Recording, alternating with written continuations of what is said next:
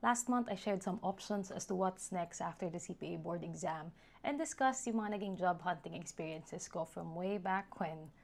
For today, I would assume na meron ka ng trabaho and that sumahod ka na, so congratulations! You might be thinking, paano kaya ako makakatulong sa gastusin sa bahay? So if you're part of a typical middle-class family like me, baka makatulong to sa'yo. Hi guys! Welcome sa aming home office. If you're new to this channel, welcome! My name is Rhea. I'm one half of the Lizada couple, and I share my experiences in this vlog. As I was saying, I would like to share my actual experience sa pag-ambag sa gastusin sa bahay. This is back from when less than 15,000 a month pa lang yung kinakita ko hanggang ngayon na almost na. Unang tip, wag kang magdi-disclose ng sahod mo sa ibang tao. Ibang tao, including yung pamilya mo, nanay mo, tatay mo, kaibigan mo, kapatid mo, kamag-anak, never disclose kung magkano yung sinasahod mo. Same na rin sa mga bonuses mo. So, hindi mo kailangang sabihin sa ibang tao kung magkano yung nakukuha mong pera from your job. Kasi isang way din ito para hindi ka ma-pressure magbigay ng specific amount and para hindi ka maubusan ng pera para sa sarili mo. I was never madamot, pero I tried hard to make it a point na hindi ko kakailanganing humiram or humingi ng pera sa ibang tao simula nung nag-start na akong kumita. So game, let's start with the list. Again, nasa less than 15K lang yung sinasahod ko on my first job. So that was in 2011. Hindi ito kalakihan kasi meron ding mandatory government deductions. 10 quincenas yung sahuran. So meaning twice a month. So wag masyadong ma-excite sa mga job offers kasi makikita mo doon is yung gross pay. You have to make sure na naiintindihan mo kung magkano yung mga deductions kasi ang cute lang talaga ng matitirang net doon sa magiging sahod mo. Around this time, pinakiramdaman ko muna kung magkano ba yung kailangan ko with the pamasahe and pangkain sa araw-araw. So back then, I was traveling from Taft Avenue sa Manila, papunta sa Makati. Medyo malapit, but still, yung pamasahe back and forth plus pera for lunch.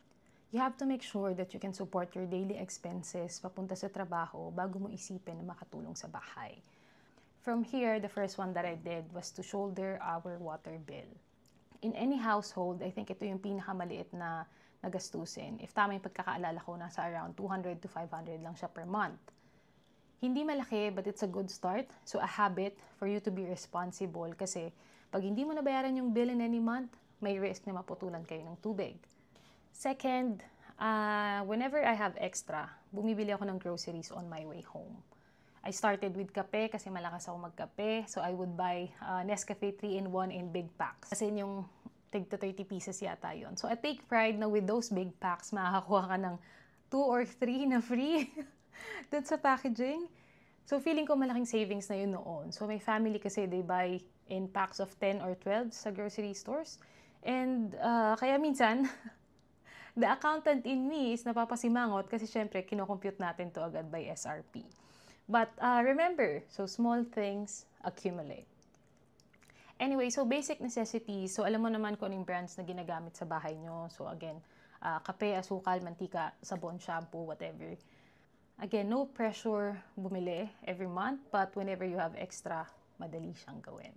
My father worked as an OFW until he reached 60. So wala din namang masyadong pressure sa aming magkakapatid to contribute financially until that time. Siyempre, may instances pa rin na nasa-short sa pera. So, mag-aabot ka lang din ng cash from time to time. Pero, share ko na rin to sa later part. Another way to help, and isa ito sa malaking responsibilidad, kaya make sure that you understand the risk and pag-isipan mo itong mabuti. It is to get a loan for family properties. When my father retired, bumili kami ng kotse and bahay. So we've been renting for a while at the time and then we thought it's about time that we get our own home. Dahil sa akin to nakapangalan, so I have to make sure na kaya kong singilin yung mga nag-promise din na mag-ambag to put funds para dun sa house and sa kotse. And of course, that I have to make sure na kaya kong punan yung share ko for the monthly amortization. Medyo mabigat kasi max of 5 years lang sa kotse and then 20 years sa bahay, but well, so the plus side is I have properties to my name. Around the same time, so mga 5 years na ako nagwo-work and at the time, marami na akong credit cards. So one of them offered no annual fee for life for both the principal and supplementary card holders. So what I did was to get a supplementary card for my father. So back then, medyo vague yung agreement namin. Basta hinahayaan ko silang gamitin yung credit card for groceries, vitamins, ano pa ba? Gas, and even enrolled yung RFID ng kotse for auto-debit or auto-reloading. Manageable naman siya nung umpisa, and katulong ko rin naman yung kapatid ko sa pagbabayad nito. Especially during around pandemic, nung mga hindi na nakakalabas ng bahay para makapag-withdraw. So at least whenever we need something, so my father will just use the card. But then a discussion with a friend changed my perspective around this. Sinabi ko rin kasi sa kanya na in a way nakakatakot kasi nagmumukhang sky is the limit. Of course, may credit limit naman yung credit cards, but then sabi nga nila, you cannot monitor what you cannot see.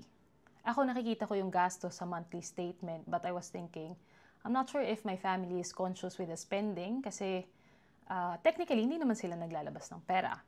Hindi naman nagamit yung credit card sa masabang bagay, looking back then. But then, ma-check mo kasi like with the grocery, would have the tendency to pick up things that you don't really need kung wala kang budget in mind, di ba? So parang ganun yung naging thought. This is where I realized na mas okay pala mag-provide na lang ng fixed amount when helping out at home. This way, walang worry na baka maubos ako or baka hindi ko kayanin. I talked to my siblings kung magkano yung kaya naming i-shell out monthly para makompute namin yung budget. And then we also talked to our parents na ito yung magiging pondo. In my head, it would be good both ways kasi from our end, we can give within our means. And sa parents ko naman, kung sakaling may matira sila with any given month, then potentially, they can put it towards their own savings. I still retain their credit card access but nag-set na kami ng limit kung saan nila to pwedeng gamitin. I told them that they can still use this to buy their medicines, their supplements, their vitamins, or any emergency needs. Ayoko kasing dumating dun sa point na mahihiya silang humingi ng extra for vitamins or for their health.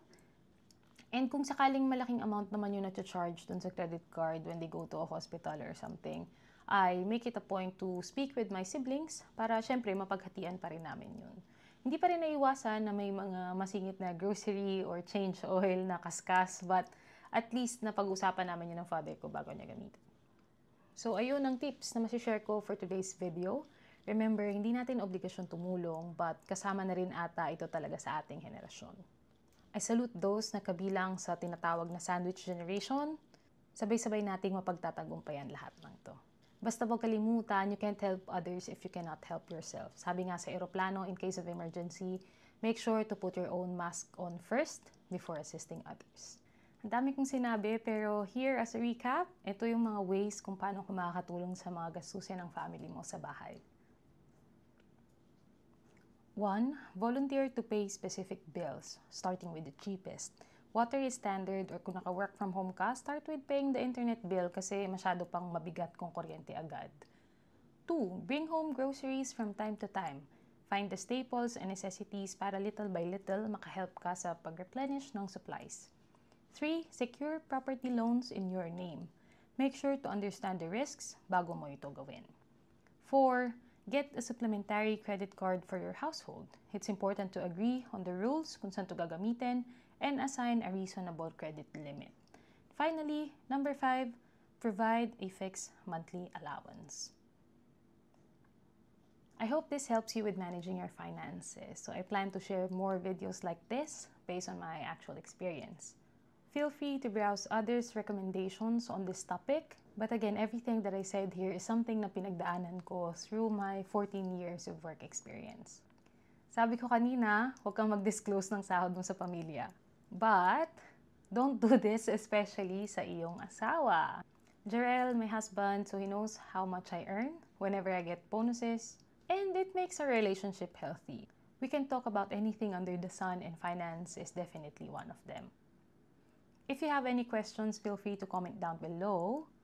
If nakaka-relate ka or if you have any items na gusto mong i-add sa list, drop mo lang dyan sa baba so we can reach more people. Thanks for watching this episode. If you like what you've seen, please give it a thumbs up and please subscribe to get more contents like this in the future.